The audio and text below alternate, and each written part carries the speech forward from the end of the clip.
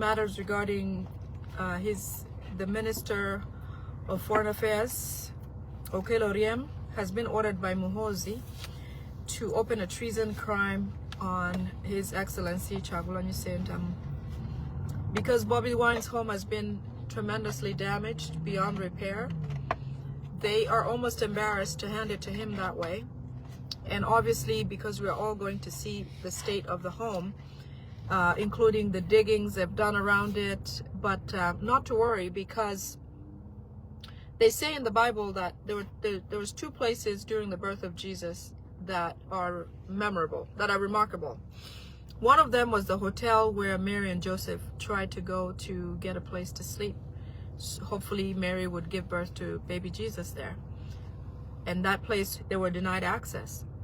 But the other place that is very memorable is the corral, or the where they kept animals, where the animal keeper welcomed Joseph and Mary and said, "You're welcome. You know, it's not the best, but if you can use it, feel free to use it." To this day, the hotel does not exist. Nobody knows what happened where. I think they've built other things on it. But the corral where Jesus was born is still a memorable place and a tourist location to date. So, in as much as they're doing whatever they're doing with that home in Magere, His Excellency Kyagulanyi Ssentamu's home, I have no doubt whatsoever that that home for us is going to remain a historic location. Because looking at people like Nelson Mandela, the place where he was imprisoned for 26 years, till today, that island is still a tourist location, while prominent buildings or locations where people had lavish lifestyle cannot be found. So Museveni, whatever you do with that home is up to you, but that home forever in our hearts will remain a place, a special place, because His Excellency Kyagulanyi Ssentamu once stepped foot in there. So anyways, with that, Okello Oryem, the Minister of Foreign Affairs, has been tasked by Muhoozi to find a way to charge His Excellency Kyagulanyi Ssentamu with a severe crime. Reason being that his testimony at the Geneva Summit and the testimony today, February 23rd, 2026, at the EU Parliament, are considered to be treasonous and are equivalent to having him be a wanted individual. That means that once Nzeja, who is their attorney, who is their Chief Justice, concludes the crime or pins the crime on His Excellency Kyagulanyi Ssentamu, at that point they will have Interpol look for him or try to catch him. To this day, Museveni doesn't know exactly where Bobi Wine is. And that just goes to show you how the intelligence services that they have or rely on are completely useless. You know, for a government to exist like Museveni, with a lot of holes where we do get security alerts and we get information more than he can gather or gain, how does he explain the family of His Excellency Kyagulanyi Ssentamu getting out of the country, if they did? Or how does His Excellency Kyagulanyi Ssentamu exist in Uganda under their nose and they can't find him? So with those said, they're trying to bring him as a criminal. Remember that their attempt to crush NUP or completely have no existence of NUP as a political party or enclose their offices, they want to start with the head. So they believe that if they can stifle His Excellency Kyagulanyi from existing freely, then they've partially owned or they've partially trimmed the problem. But obviously their plans are theirs and ours are ours, and ours are working quite fast. Okay, so they want to charge him with treason. They also want to close all new offices and headquarters everywhere in Uganda with efforts like these. So once they charge Kyagulanyi with severe treasonous crimes, his offices will no longer exist. The political party no longer exists. That means anything NUP is no longer existence. And also, the political prisoners that are currently being held will also suffer the trickle effect of that judgment. So while they plan to do this, we're hoping that things can move faster and get ahead of them before they can enact or execute whatever they think they can try to do. Okay? In Muhoozi's mind, he wants Mpuga's party, I think it's called PFF or PPF or something like that. He wants Mpuga's party to replace Snoop. As you know, Mpuga was the vice, I believe it was like a vice president to Noop in the beginning.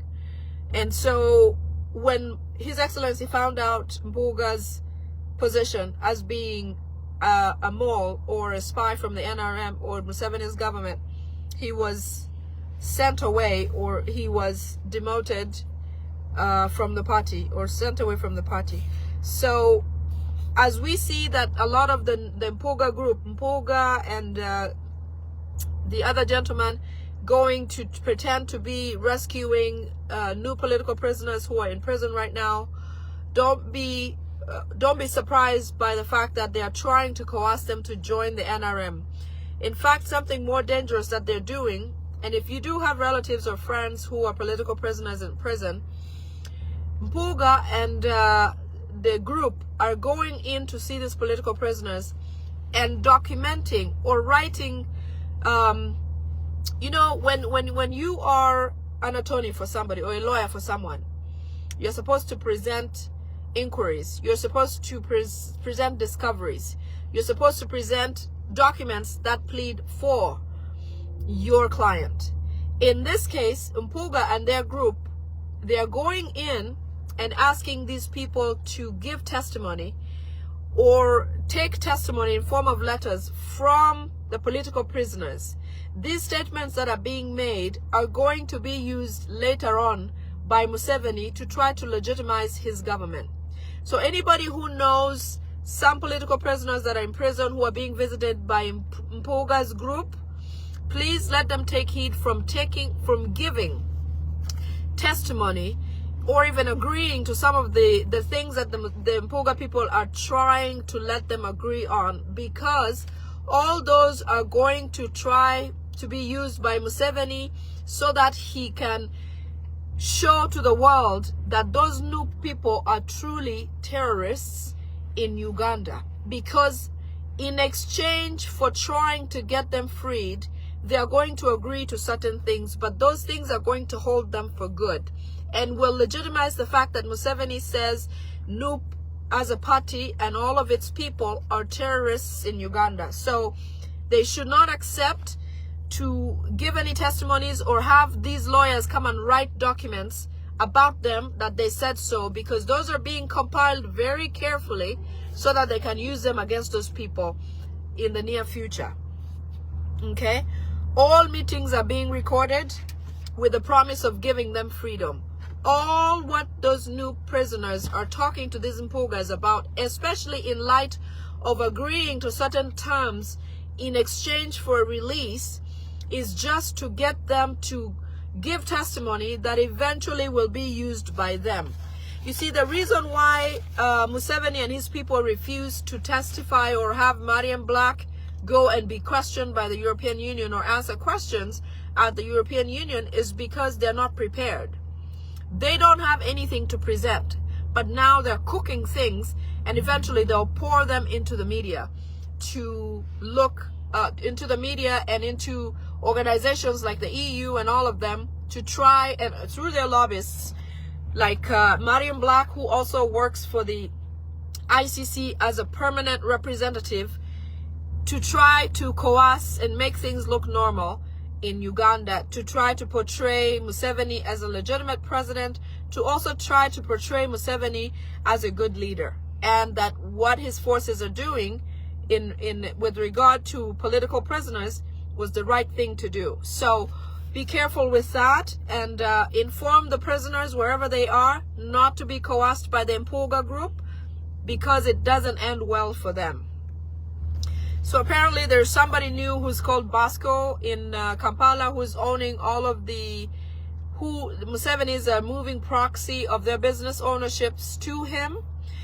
This is somebody who I understand is now owning all of Salim Saleh's businesses in Kampala, all of his arcades and all of that. He's the proxy of Salim Saleh. In fact, if you have seen Muhoozi in town recently, he has come out to tour his constructions in the trench of Chisenyi, where recently there was a flood or something like that. He came out to tour those buildings. Anytime you hear of a Bosco, a wealthy man in Chisenyi, is the new proxy of Salim Saleh. More robberies are going to happen.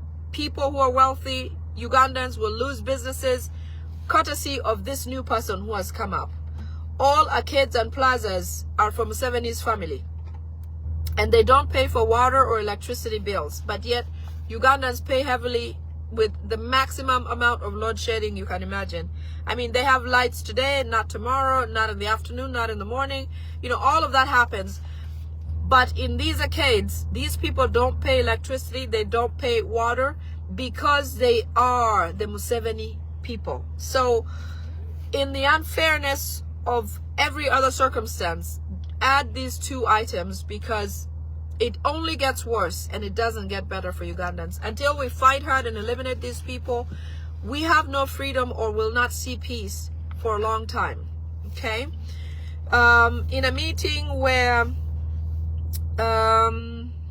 so Okello Oryem, as had been ordered by Muhoozi, has submitted over 87 videos to the Museveni family, including campaign videos, all of Chagulanyi's statements and speeches in Uganda and abroad.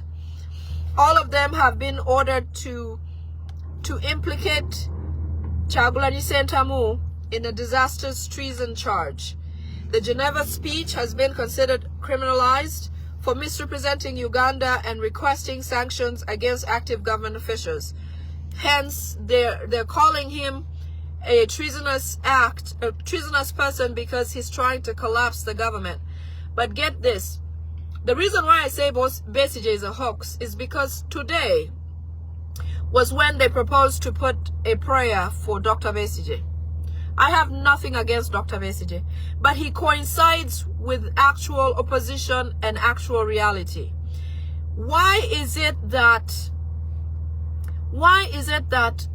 Dr. Kiza Besigye, who was arrested in Kenya, apparently surveying aircrafts and military equipment to come and overthrow the government of Museveni, why is Kiza Besigye held in prison? Not another party member. A boy Amriat came up the other day, you know, accusing Bobi Wine of being on the run for no good reason. But of all FDC people, okay, all FDC supporters, you have not heard of anybody else being arrested or being tortured or being held in prison. You know, Dr. Lina Zadriga is still in prison. The deputy prime minister, the deputy president of Kampala is still in prison. Our lady deputy from Western Uganda just got released recently. All of the new political prisoners that have been taken through this period, before the elections, after elections, Eddie Mutwe is still in prison. Eddie Mutwe has never had even a knife on him. But Besigye, who they say went to Kenya to try to purchase aircrafts, ammunition, to come and overthrow the government of Uganda, is in prison. Why isn't Besigye's deputy in prison?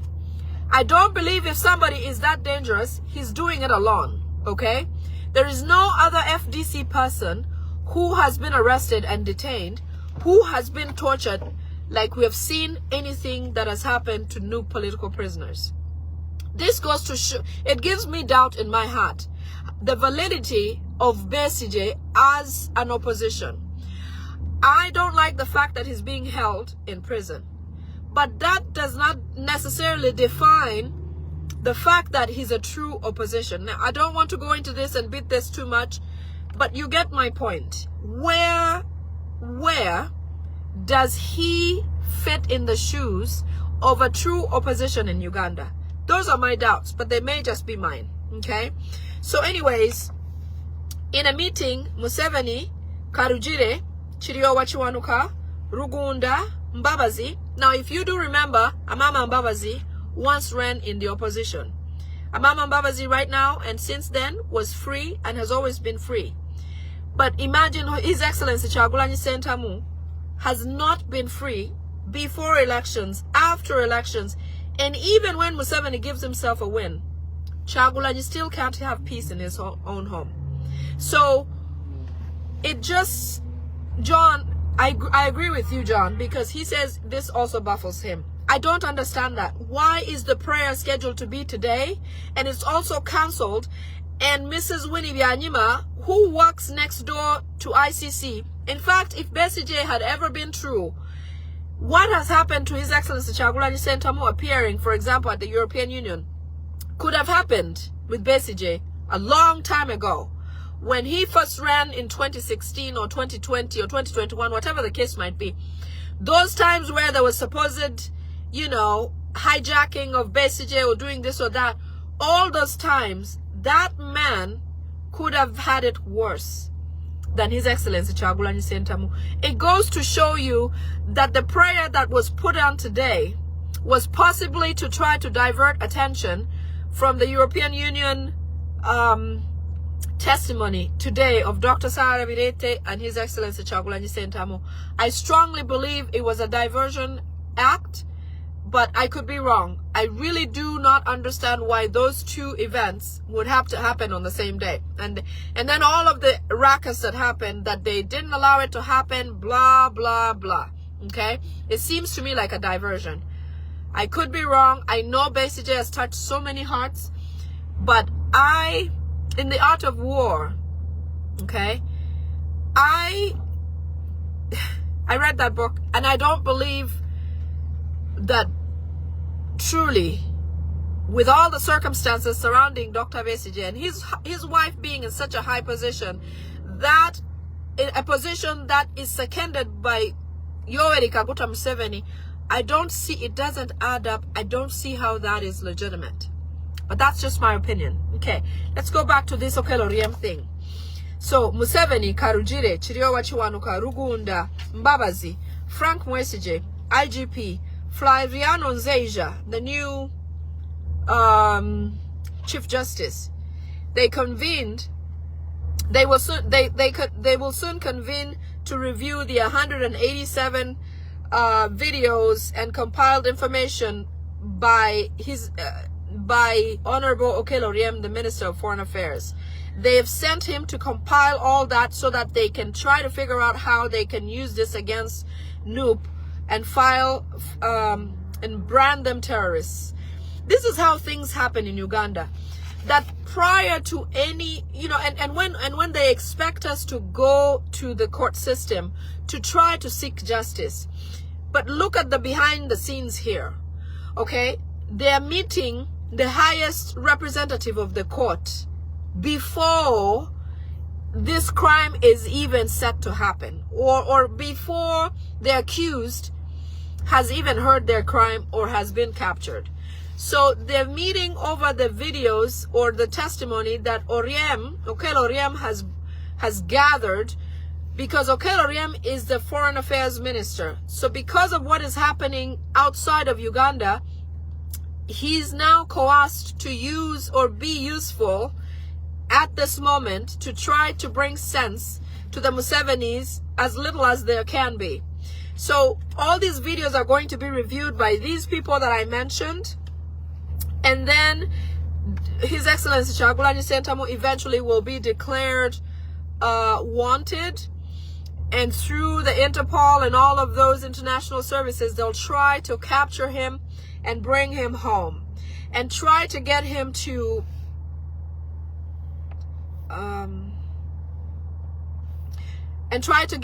negotiate with Museveni's government and try to work with them. And this is just to show that he's in control. As you've heard, a lot of things are going to be taken over by the military, which shouldn't surprise you, because that's how they think they should work, and that's how they feel legitimate. So when that happens, you will know that he's trying to look legitimate at this time and going forward. I talked about the money not being in government, and Kaseja recommending that Museveni chop or cut some of the ministers that are in government, because he has way too many. How many political advisors does Museveni have? You know, maybe 200 or whatever. None of them he listens to. He just has them so he can get them away from Noop, or have them focus on him and not on anything else. So hopefully that happens, you know, but he's supposed to be trimming a lot of his ministers to try to reduce to try to reduce expenses in government. One of the things that I'm going to share with you is the American lobbyist Joseph Slavik has a publication that he wrote about elections being very peaceful and everything going very well. Share it. Once I share it, I'm going to pass it on very soon, so take a look at it. It is something that is ridiculous. It was filed on February the 16th. It's basically praising Museveni for a peaceful election process and how Museveni was elected legitimately and how he won by how much. And it also reminds the Western world about the usefulness of Museveni in the region. Yes, Maureen, I agree with you. So many questions about the past political parties because they were never legitimate. Museveni owned all political parties in the past. That's why when His Excellency Kyagulanyi Ssentamu came, he couldn't believe what hit him from where. But so I've finished what I've had to share with you today.